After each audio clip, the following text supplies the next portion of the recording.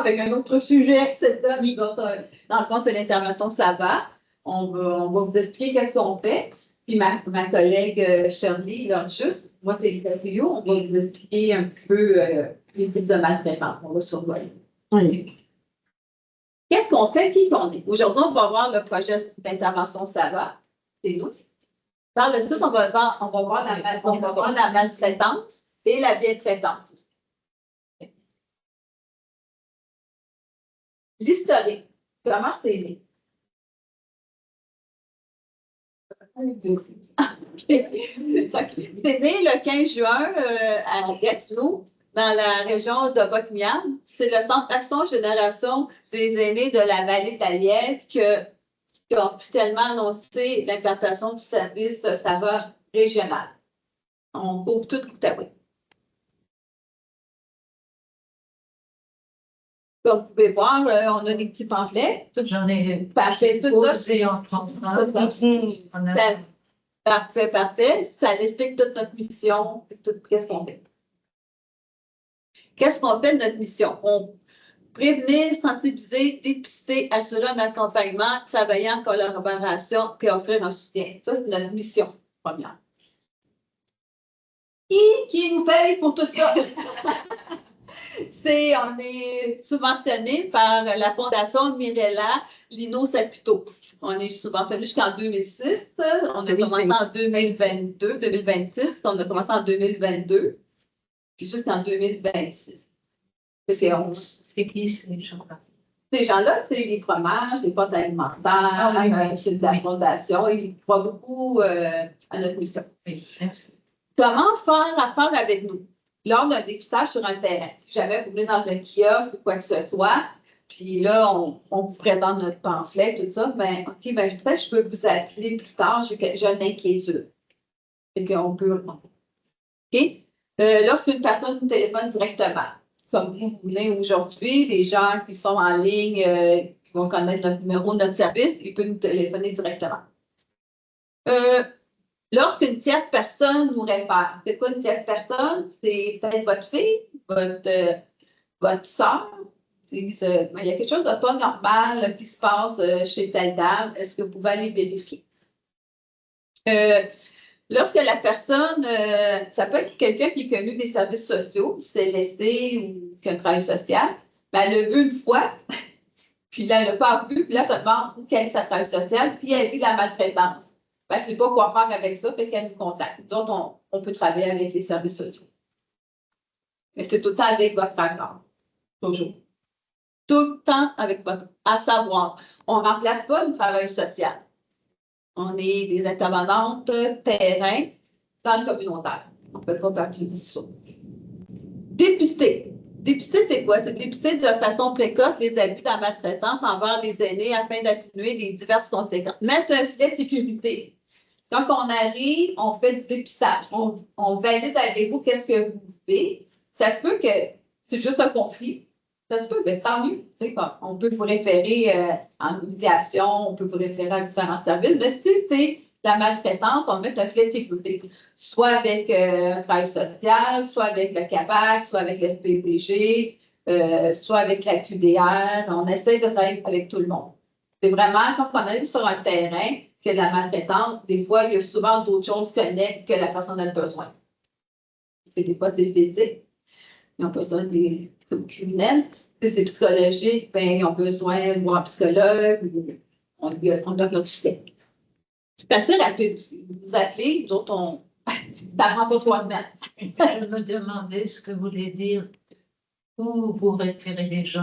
Moi, je ne connais pas des SAPC ou vous savez ce que je veux dire? Oui, oui. Ça, le SISO, c'est le service de santé sociale de l'Outaouais. Et puis, l'FDR, c'est le droit des retraités, des pré-retraités. Ah oui. Il y a la FATOC. Oui. Ça ici, c'est où qu'on se déplace. Ville de Gatineau, colline de l'Outaouais, vallée de la Gatineau, MRC de Papineau, MRC du Pontiac. Oui.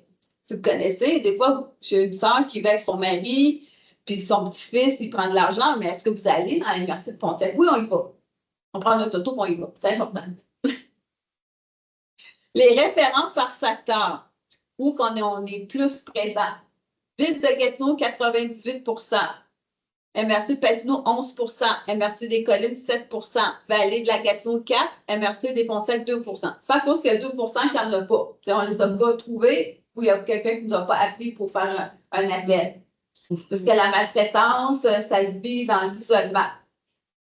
La personne est isolée. Plus que c'est loin, plus c'est isolé. La dame, elle vit sur 30 antiderpants qu'elle avait. Il n'y a personne qui va savoir qu'il y a eu de la maltraitance. On collabore avec des partenaires. Les organismes communautaires, c'est très important pour nous parce que les organismes communautaires sont sur le terrain. On va souvent voir, mettons, au centre des aînés, l'intervenante au centre des aînés, elle peut dire, je crois qu'il y a quelqu'un qui aimerait te parler. Voici, elle va donner notre carte, puis la personne va nous contacter. ITMAP, c'est quoi? C'est des travailleurs de milieu. Je ne sais pas si vous connaissez ça. Il y en a un petit peu partout. Il y en a à Hall, il y en a à Gatineau, il y en a à Elmer, il y en a à Cuyon, il y en a à Loveville. Merci des collines. Oui, c'est ça. Merci des collines. Eux autres, ils nous réfèrent parce que c'est comme des gros bottins téléphoniques, eux autres. Eux autres sont là pour le service aux citoyens dans la communauté. Vous avez besoin de faire vos impôts, vous ne savez pas comment remplir un papier, vous les appelez. Puis souvent, en les appelant, ils vérifient si tout va bien. Là, OK, vous êtes Shirley, je crois que j'ai une dame qui me confie quelque chose, elle va peut-être t'appeler. Ils se retrouvent dans les organismes communautaires. Ouais. Dans chaque organisme communautaire, la plupart en ont 2 ou un ITMAV, intervenant de milieu pour personnes vulnérables. Pour avoir accès à ça, on vous appelle. Et c'est vous qui nous dirigez. Non, les travailleurs de milieu, je peux vous donner des références. Oui, je ne vais pas. Si vous fréquentez un organisme communautaire, vous pouvez faire la demande pour savoir s'il y a un intervenant de milieu qui peut vous accompagner dans remplir vos papiers. C'est ça, à Gatineau, il y en a un, c'est au CAP. Au CAP, c'est le Centre d'action des bénévoles à Gatineau, ça s'appelle Matriché. C'est nouveau. C'est nouveau. OK. Il y en a pas au Campus 3. Maintenant, c'est rendu au Centre d'action bénévole. Je pense qu'on déménage sur poche d'ici, le Crépin. Le CISO, on connaît le CISO. La ligne Lama, souvent, on voit ça, c'est une ligne gouvernementale. Avec la ligne Lama, si vous êtes victime de maltraitance, vous avez des questions. Mais eux autres, c'est son téléphone. Mais des fois, il faut qu'ils vérifient sur le terrain. Ils nous appellent pour dire, OK, il y a une dame qui va t'appeler. Est-ce que c'est correct, toi? Oui, on attend son appel. Fait que la dame nous appelle ou est en connexion avec la ligne Lama sur le même téléphone, puis on parle avec la dame. OK, on va se rendre chez vous. Puis d'autres, on est terrain, on n'est pas juste au téléphone. L'SPVG, oui, souvent dans nos visites, si jamais on sait qu'il y a un cas de maltraitance, puis le fils nous répond à la porte, il est intoxiqué ou on voit qu'il y a quelque chose, puis il ne veut pas nous donner accès à sa mère. On appelle la police pour une visite de bientraitance. Parce que si tu ne veux pas qu'on parle à ta mère, elle a des droits, on sait qu'elle est là, puis elle fait du bruit, on a besoin d'avoir les faits. La QDR, c'est les droits des personnes retraitées, pré-retraitées. Les autres, c'est tout ce qui est les droits que vous informer. On collabore aussi avec la table régionale. Ça, c'est une table que, comme les centres communautaires, les organismes aussi, la police est là, la Société d'Alzheimer, Parkinson, c'est des partenaires qui travaillent avec nous pour la maltraitance. On se rencontre une fois par mois. On discute qu'est-ce qu'on pourrait faire pour contrer la maltraitance. On offre un soutien aussi avec des acteurs essentiels pour répondre aux besoins des aînés en respectant leur volonté. Donc, nos statistiques. C'est 122 dossiers qui sont actifs parce qu'on sait que la maltraitance, des fois, ça ne s'arrête pas en client ciseaux, ça prend plusieurs mois ou plusieurs années. J'ai un dossier que ça m'a pris environ, je peux dire, 3 ans ce jour. C'est ça. Fait qu'on va au rythme de l'aîné. Il y a 28 hommes, 94 femmes. des pauvres femmes. Oui, c'est environ, notre statistique, c'est les femmes de 71 ans jusqu'à 80 aussi, un an. Quand vous parlez de Oui, qui tombent dans notre... très vulnérables. Oui. On assure un accompagnement puis une prise de conscience d'une situation d'abus de maltraitance. Parce que parfois, on arrive chez quelqu'un, on fait du dépistage, on parle avec la dame, tout ça, elle n'est pas au courant qu'elle est victime de maltraitance. Pour elle, c'est normal. C'est son quotidien. Mais ça fait des années qu'elle dit ça. C'est normal de donner de l'argent à son petit-fils quand il lui fait une scène. Il faut qu'elle paye le Vidéotron à son petit-fils parce qu'il va avoir plus de Wi-Fi et tout ça. Elle dit, c'est mon petit-fils, mais il y a une façon de demander. Puis si la dame n'est pas d'accord, mais son petit-fils qui fait des actions qui comprennent. Fait que ma collègue Shirley va vous parler des définitions de la maltraitance. Oui. Je vais vous parler de la définition de la maltraitance. La maltraitance, c'est vraiment un geste singulier ou répétitif. Ça veut dire que ça peut arriver une fois, mais ça peut arriver plusieurs fois aussi. Ça peut être intentionnel et non intentionnel. La plupart du temps, la personne intentionnelle, la personne veut vous causer du tort, il veut vous faire mal, il veut vous blesser. Mais ce qui est le problématique, c'est comme si vous faites confiance à cette personne-là.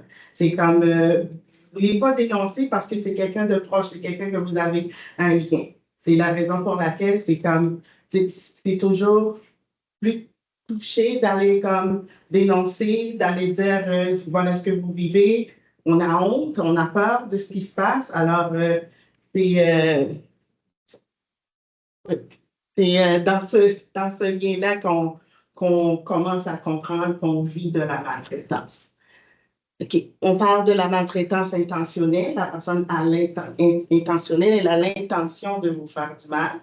La maltraitance non intentionnelle, il n'y a pas l'intention de vous faire du mal, mais il ne reconnaît pas qu'elle vous fait du tort. Comme, c'est quelqu'un qui vous prive de vos droits parce que, comme, il pense que c'est pour vous protéger d'une manière sécuritaire. C'est votre enfant qui vous empêche de conduire la nuit parce que, comme, il pense que vous n'êtes pas assez, vous ne pouvez pas vous défendre, mais sans vous demander votre avis, comment vous vous y prenez, il fait juste vous enlever votre permis de conduire. Ça, c'est dans vos droits. Alors, c'est pas intentionnel, mais c'est quand même, vous avez les droits d'avoir des arguments de ce que vous voulez, de ce que vous ne voulez pas. La maltraitance peut être, ça peut être violence. Il y a de la violence, quand il y a de la violence physiquement, verbalement, psychologiquement. Puis, quand il y a de la négligence, comme j'ai expliqué tantôt, la personne ne se rend pas compte, mais il vous néglige quand même. Comme exemple, si vous allez à l'hôpital, puis vous voulez dire au médecin qu'est-ce qui vous arrive, mais votre fille est tellement pressée qu'elle vous empêche d'expliquer au médecin, elle prend la parole pour vous.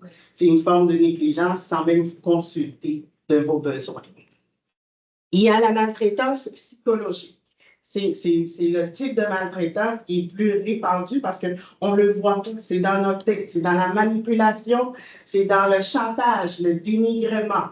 Il y a la maltraitance physique. Ça, c'est plus visuel. On le voit. Vous avez des bleus, vous avez un côte cassé, vous tombez. Ça, on le voit, c'est plus visuel, on est capable d'évaluer quand même. Il y a la maltraitance sexuelle qui n'est pas juste quand quelqu'un vous fait des attouchements, ça peut être verbalement ou quelqu'un qui se masturbe devant vous. C'est quand même une forme de maltraitance. Il y a la maltraitance financière quand ça touche tout ce qui est financier, tout ce qui est matériel pour vous. Il y a la violation des droits, comme vous avez des droits de faire un choix et de prendre des décisions sans que quelqu'un vous impose de vos droits. Et il y a la maltraitance organisationnelle, c'est vraiment dans les résidences ou dans les cliniques privées, vraiment dans une organisation. On parle de l'agisme, c'est une discrimination envers votre âge. C'est quelqu'un qui va vous traiter de petite madame, ou quelqu'un qui va vous empêcher de participer à un cours de yoga parce que vous êtes trop âgé. Ça vient toucher l'agisme et l'enfantillage aussi, quand on vous enfantile par rapport à quelque chose. J'ai une question. Oui. Quand ça, c'est différents pays, on parle différemment. Oui. On parle différemment aux gens. Alors, quand quelqu'un, admettons dans un magasin qu'on ne connaît pas, qu'on n'a jamais vu, vous dit ma chère, mais ma chère, c'est gentil. Oui. Peut-être que ma chère, à un certain âge, peut-être, ça m'est arrivé une fois où je me suis dit, ben, elle était très gentille de comment m'aider, tout ça, ma chère. Mais en sortant, je me suis dit, ce n'est pas votre ami. Mais je laissé passer parce que. C'était pas mal intentionné. Non, non. Mais je me suis toujours demandé. Des fois, il faut évaluer aussi. Il y a la politesse puis l'impolitesse. Tout le monde n'a pas eu la même éducation. Des fois, c'est une question d'éducation. Des fois, c'est une question de dire la personne est tellement amicale, est tellement enjouée qu'elle va vous traiter de petite madame quand elle vous voit. Mais l'intention derrière tout ça, ce n'est pas de vous rabaisser. Mais vous allez le sentir. C'est quelque chose qu'on sent quand même quand quelqu'un essaye de vous rabaisser pour dire « Hey, ma petite madame » ou « Salut, ma petite madame », c'est différent. C'est vraiment le ton qui fait la chanson, puis vous le ressentez quand ça vient vraiment, comme quand l'idée derrière tout ça est malsaine. Là, on montre une image animée avec ces petits économies, les petits cochons, quelqu'un essaye de lui prendre ses sous. C'est une forme de maltraitance financière quand on essaie de vous prendre ce qui vous appartient. Vos sous vous appartiennent, c'est à vous de décider à qui vous pouvez le donner et comment le dépenser. Puis, le type de maltraitance financière, c'est quelqu'un qui fait de la pression sur vous, qui vous demande de changer votre testament, qui détourne des fonds, qui va comme, tu vas l'envoyer acheter quelque chose pour vous, puis il va prendre 20 piastres de plus, sans même vous demander s'il pouvait prendre un peu plus du service rendu XCC, quelqu'un qui va venir chez vous pour faire, pour réparer votre Internet, mais il va vous facturer un montant de plus sans même vous avertir ou sans même vous dire que c'est pas normal qu'il vous facture un 200 $ de plus du service. C'est un manque de respect. Oui, c'est un manque de respect. Puis, quand on parle de maltraitance financière, on peut retrouver toutes les formes de maltraitance. Parce que, la maltraitance financière, la personne vous manipule pour prendre votre argent. Financière amène la psychologie. La psychologie peut amener. C'est pour ça que quand on intervient à la maltraitance, on essaie de mettre un filet de sécurité le plus rapidement possible. Là, on parle de gérer les biens, les non-respects des intérêts de la personne, ou refuser, négliger de lui fournir les biens nécessaires. Ignorer l'attitude de la personne sans prendre en situation ses finances. Mettons, si c'est votre argent, si vous voulez commander du steak, commandez du steak. C'est pas à votre fille de dire, maman, oui, il y a de prendre précaution, de gérer votre argent, mais si vous avez géré votre argent toute votre vie, puis vous êtes capable de le faire sans exagérer, alors c'est dans vos droits. On parle des indices. Les indices, c'est les transactions, ce qui disparaît, du montant qui disparaît dans votre compte en banque, des objets de valeur, quelqu'un qui vient souvent faire le ménage chez vous, mais vous avez confiance à cette personne-là, et du coup, votre bague de mariage est disparue. C'est comme, c'est quand même, vous avez un bon lien avec cette femme de ménage, mais elle ne vous a pas demandé, c'est vos objets de valeur qui disparaissent, comme manque d'argent, des dépenses courantes, accès limité à des informations, gestion des biens de la personne. Il y a une image ici que la dame elle se fait manipuler psychologiquement.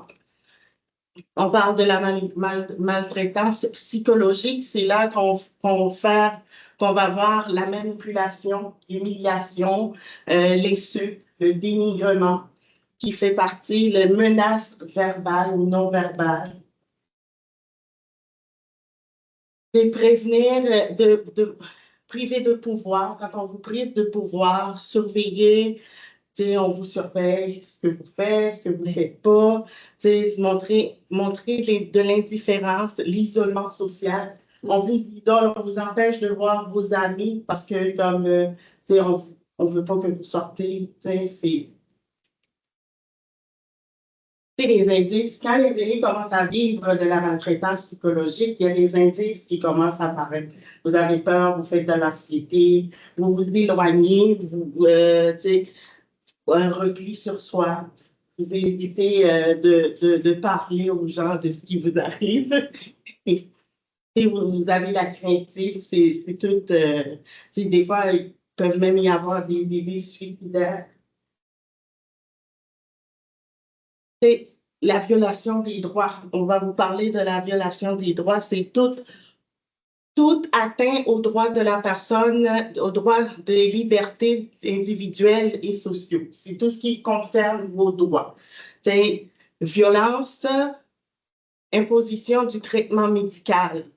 On vous empêche, admettons, si vous voulez faire une opération, on vous empêche d'aller faire cette opération-là, mais ça n'a rien à voir avec votre santé. Mais juste, idéal, madame, vous êtes bien âgée, on ne veut pas vous faire visite. Il y a un exemple que sa mère, sa grand-mère, 99 ans, elle voulait faire une opération de ses hanches, mais les gens lui disaient non, vous êtes trop âgé pour faire cette opération, mais elle s'est quand même tenue fort pour dire je vais faire cette opération. Et elle a fait cette opération, maintenant elle marche.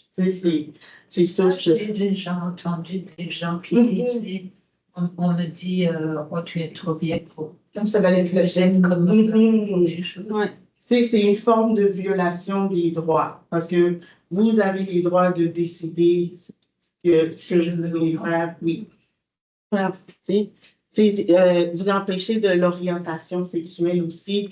C'est de la négligence, non-information, mésinformation. On ne vous informe pas clairement qu'est-ce qui se passe.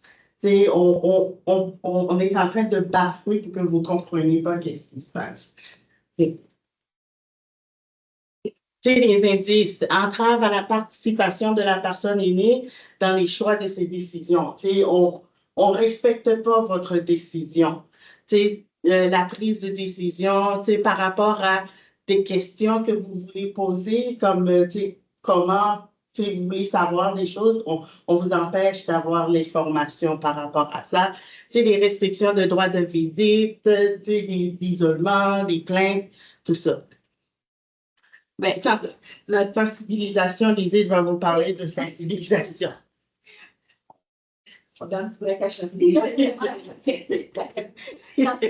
de faire connaître les gens des différents types de maltraitance en les informant sur leurs droits, parce qu'il y a beaucoup de personnes, quand ils viennent dans nos conférences, on a des cafés jardins, tu sais, ils ne sont pas au courant de leurs droits, ils ne sont pas au courant qu'ils vivent la maltraitance, on les informe aussi. On fait la conférence aussi sur l'intimidation, parce que c'est pas juste dans les écoles que ça, c'est tabou. Chez les aînés, il y en a qui en vivant, ça peut passer même jusqu'au suicide, là, dans le fond. Prévenir la maltraitance envers les aînés pour voir de façon proactive la bientraitance. Le 15 juin, c'est la journée mondiale contre la lutte contre la maltraitance pour les personnes aînées. Ça veut dire que c'est assez sérieux. Non, là, ça ne serait pas mondial. C'est quelqu'un que vous voyez tout devant moi, là. C'est quelqu'un qui porte fièrement pour la journée du 15.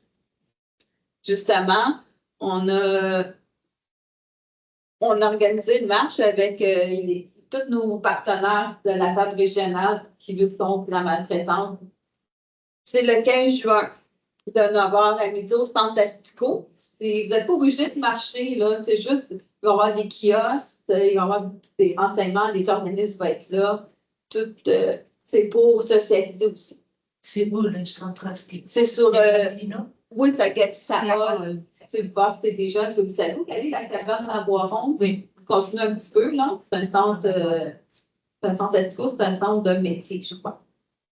Ben, la marche, c'est sur une piste d'athlétisme, fait que c'est c'est pas comme 5 km. C'est plus pour le symbole. Pour dire, OK, on est conscient qu'il y a de la maltraitance.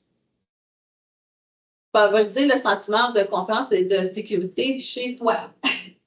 OK? Il y a beaucoup de femmes qui se retrouvent veuves ou des séparations dans les 80, tout ça. Puis ils disent, ben moi, je ne peux pas rester chez nous, là. Mon petit-fils, mon fils, il veut nous placer dans une résidence. On voit ça souvent. On a eu d'un cas, la madame, elle restait à Ottawa. Puis elle s'est ramassée dans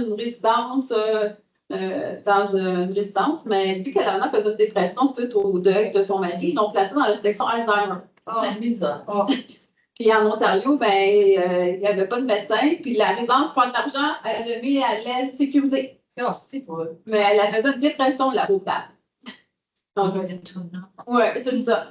Parce qu'elle avait perdu son conjoint des 60 dernières années de sa vie. Puis c'est ça. Pour les arnaques aussi, les fraudes, on favorise que vous en parlez aussi. Là. Vraiment, là. La bientraitance, pour moi, la bientraitance, qu'est-ce que c'est la bientraitance? C'est savoir écouter, prendre en considération les besoins de la personne. Ça, c'est vraiment savoir écouter et prendre en considération les besoins de la personne. Souvent, on a des amis, on s'en va jouer au bridge, on s'en va faire du yoga. Puis là, la personne dit comment ça va. Là, vous dites ça va mal. Ah, ben moi, ça va assez bien. Là, je suis allée au magasin, j'ai trouvé une belle date. Ben, il faut écouter la personne, elle dit ça va pas. Ou on dit ça va bien. Des fois, on va au magasin, puis comment ça va mal, le monde est resté tout tourné. Ça ne faut pas faire avec ça va mal. C'est ça. Fait que c'est vraiment prendre en considération les personnes. Ben, pourquoi ça ne va pas? T'sais? Ça se peut qu'elle a mal dormi, mais ça se peut que ça fait plus que ça en parlant avec la personne. Donc, si jamais, des fois, on a une petite intuition, hein? Des fois, vous parlez avec une amie, tu dis, Martin, c'est pas normal, ça, qu'est-ce que tu vis. À qui qu'on pourrait en parler? Ben, nous, on va faire du dépistage, on va vérifier. Si c'est rien, on est heureux pour vous. S'il y a quelque chose, on va travailler avec vous, avec votre autorisation. Ça, c'est nous, on promouvoit de façon proactive la bientraitance. On fait des cafés jasettes, on fait des kiosques, plus de gens qu'on peut atteindre, parce que c'est peut-être pas pour vous, mais c'est peut-être pour votre soeur qui reste à Chelsea. T'sais. On ne sait pas. On ne peut pas être partout, on couvre toute la région 07. Favoriser la bientraitance, c'est donner confiance, sécurité, la dignité. Ça, c'est un mot important parce que quand quelqu'un vit la maltraitance, ils ont tellement honte, ils sont tellement responsables parce que, comme Charlotte l'a dit, souvent, c'est dans la famille. Mais là, c'est OK, il a sorti de prison, il est en prison parce que c'est de ma faute, parce qu'il m'a défendu. C'est pas votre faute, vous n'êtes pas responsable des actes de la personne. Vous n'allez pas avoir honte non plus. On essaie de regagner l'estime de soi, puis le pouvoir d'agir de quelqu'un qui est violation des droits, qui décide, ben là, toute ma fille, elle d'habitude, elle m'amène chez la coiffeuse, elle ne veut plus m'emmener chez la coiffeuse parce qu'elle dit, ah, de toute manière, tu ne sors pas, reste avec ta tête comme ça. Mais tu sais, la madame, elle sort des petits frisés, là, des cheveux frisés, là. Elle a le droit. C'est pas parce qu'elle avait chez eux qu'elle bougeait peut-être. C'est ça. C'est ça, c'est la période de questions. Je ne sais pas si vous avez des questions en ligne, s'ils ont des questions pour nous. Est-ce que vous avez des questions? Vous avez des questions? D'abord, je suis ici pour apprendre. Il n'y a pas de problème. Mais je veux connaître les choses, savoir qu'est-ce qui est possible, qu'est-ce qui ne devrait pas être. Mais est-ce que vous aurez cette présentation, est-ce que vous nous l'envoyez? Oui, c'est enregistré. Puis parce qu'il y a beaucoup d'informations. Oui, il y a beaucoup d'informations. Mais qu'est-ce à retenir, c'est notre service. Et puis, vous avez le pamphlet, le dépliant. C'est ça, de ne pas rester seul avec qu'est-ce que vous vivez, parce que on peut vivre de l'anxiété, peut avoir des pertes physiques. Il faut en parler aux bonnes personnes. OK? Si ce n'est pas à nous, vous voulez en parler à votre soeur, puis votre soeur, elle peut vous sensibiliser. Mais bravo que vous êtes ici, madame, parce que c'est de l'éducation. Plus on sait des organismes, moins qu'on est moins vulnérable. Si vous avez quelque chose, vous savez, vous tournez. Je me suis dit aussi, s'il arrivait quelque chose dans ma famille, oui. les autres, avec mes amis, oui. Parce que C'était un peu ça. Est-ce que vous connaissez la nouvelle ligne, le 211? Le 211, ça vient d'arriver dans l'Outaouais. C'est un service de référence. Donc, quand on signale sur notre téléphone ou même par Internet, le 211, toutes les ressources, c'est une vraie personne humaine qui vous répond. C'est pas un, deux, trois, c'est pas une machine. Qui va écouter votre problématique et qui va vous sortir trois, quatre références dans votre le plus près possible ou à la limite dans la région qui convient à ça, puis vont vous donner les contacts. C'est un service qui est fantastique, qui n'est pas partout au Québec. On a la chance d'avoir eu le lancement dernièrement. Donc, advenant que vous ne vous souvenez pas trop, vous n'avez plus votre pamphlet, d'où ça va, vous n'êtes pas certain, le 211, facile à retenir, et eux contiennent à peu près tous les organismes communautaires de l'Outaouais. Ils vont donc, dans le fond, n'importe quel problème il pourrait y avoir. Exact. Oui, le 2-1 pourrait vous dire, écoutez, pour votre problématique, il y a le savoir qui peut vous aider, il y a tel autre endroit, puis tel autre endroit. Ils vont vous donner quelle option. Fait que si vous oubliez ou vous perdez le document du savoir, le 211, bien, assurément que vous faites partie de la banque. Écoute votre problème, il vous sort les ressources. C'est ça, par rapport à gros bottin, c'est des vrais humains qui vont vous écouter patients pour chercher la bonne ressource à votre problème. Ça, c'est merveilleux. C'est super, ça. C'est un beau cadeau pour venir, madame. C'est ça. C'est bien aujourd'hui parce que, exemple, vous avez appris, comme vous allez apprendre d'autres choses. Plus qu'on apprend, moins qu'on est vulnérable. Plus on est moins isolé. Vous n'êtes pas isolé, vous sortez, vous venez ici, c'est vraiment un plus. Puis vous pouvez, pour la bientraitance, vous m'avez verbalisé que vous avez des amis, si vous voyez quelqu'un qui ne fait pas. Puis notre service, c'est confidentiel aussi. Et des fois, on est là, si on reste dans une résidence, parce que tout le monde va savoir, non. D'autres, on arrive comme ça, c'est pas marqué dans notre front, intervenante pour la maltraitance. D'autres, on vient voir, c'est ça. Parce qu'on comprend aussi, tu sais, quand on parle de maltraitance, c'est de la maltraitance qui n'est pas nécessairement criminelle. C'est advenant un petit-fils qui va chez son grand-parent puis qui demande de l'argent, sinon tu ne verras plus tes petits-enfants. C'est pas criminel, je ne peux pas le mettre en prison pour ça. Fait à ce moment-là, on a besoin d'aide quand même, mais la police ne sera pas nécessairement la bonne porte. Ça existe qu'il y a d'autres formes, soit par la fraude, la violence physique, les menaces. Dans le fond, là, c'est toutes des actions criminelles qui sont dans le code criminel. Fait assurément, la police peut intervenir. Là où il y a des fois des obstacles, c'est la police, on voit ça gros. On ne veut pas nécessairement faire emprisonner, on veut que le comportement s'arrête, mais est-ce qu'on veut vraiment passer à travers le système judiciaire et envoyer notre fils en prison? Peut-être pas non plus. C'est une option, mais si ce n'est pas la bonne pour la personne, les Charlie et Lisette vont déterminer, vont mettre en place ce qu'il faut pour que ça s'aide sans nécessairement passer par nous. Mais si la volonté de la personne est on a essayé d'autres choses, ça ne fonctionne pas, la maltraitance continue, on perd nos sous, on n'a plus de moyens, ben oui, effectivement, si on se rend là, pas de problème, la police va aller faire le dossier. Et oui, c'est un chemin qui peut être long et difficile, mais ceci étant dit, on va accompagner la victime tout au long. Ça peut prendre 1 an. Du moment qu'on dépose une plainte, qu'on fait une déclaration, qu'on rencontre les enquêteurs, qu'on met tout ça en place jusqu'à un procès, ça peut prendre 1 an, ça peut prendre 2 ans, ça peut être long. Dans l'attente, nous, avec la Cour, on peut émettre des engagements. C'est-à-dire que la personne accusée va s'engager, on lui redonne sa liberté si elle s'engage à ne pas communiquer directement avec vous. On va mettre en place des conditions à sa libération. Si pendant ce temps-là, ça se peut là, que la personne agresseur réalise certaines choses, se prenne en main, cesse les comportements, Ben, si au bout de la ligne, vous dites, ben, regardez, moi, je sens pas, je veux plus continuer avec ma plainte, le comportement a cessé, je suis en sécurité, maintenant, le reste de la famille m'accompagne, je ne désire plus continuer, ben, on va arrêter. Tu sais, on ne force jamais la personne à aller jusqu'au bout avec ça, mais on est là, puis oui, les comportements criminels répréhensibles, on va les prendre en charge, assurément.